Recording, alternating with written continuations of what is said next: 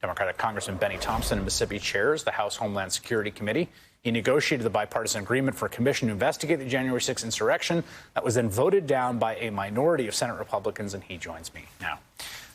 Congressman, first let me start on the note that we ended that with, the letter by scholars who talk in very clear and sharp terms about what they view as the stakes for American democracy, and I wonder if you share their view. Well, there's no question about it, Chris. What those scholars said clearly represent, I think, a compendium of what they saw on January 6th. That action and insurrection that occurred really is a test for our democracy. If we allow that kind of activity to continue to fester and foster in this great country of ours, we're in real danger. And so for 4 months, Congressman John Katko and myself fashioned out what we thought was a way forward for us to go. And I was happy to see a good bipartisan vote in the House. However, I was really disappointed with what happened in the Senate. But Democrats in the House, we can't allow ourselves to be disappointed. We have to move forward. So there are some options available to us. I'd like to see the Senate, Leader Schumer, to try again. One more time to say to Leader McCarthy, say, you know, we're going to give you and the Republicans another chance. If you don't vote the right way this time, then I'm going to ask the House to assume some leadership in trying to get some solutions. We can't allow this insurrectionist activity to occur. And you've shown on the screen, Chris, exactly what occurred.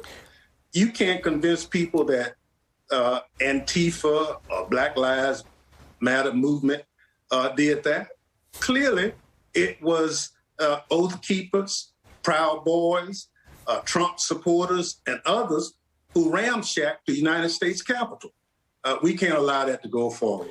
So I'm convinced that Speaker Pelosi will make a decision if the Senate does not move forward, because we have to protect the citadel of democracy in this country, which is the United States Capitol.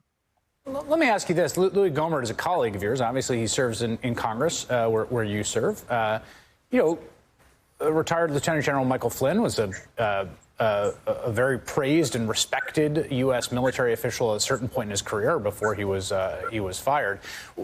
What's your reaction to hearing that moment in that room where this individual, who is the national security advisor to the United States of America, says in response to a whooping crowd, why can't we have a military coup, saying there's no reason we can't, we should? Well, it's a sad day that someone who held for a short time a national security position in this country, but he pled guilty to a felony. And his partner, Donald Trump, allowed him to go free with a pardon. But nonetheless, he is a clear and present danger.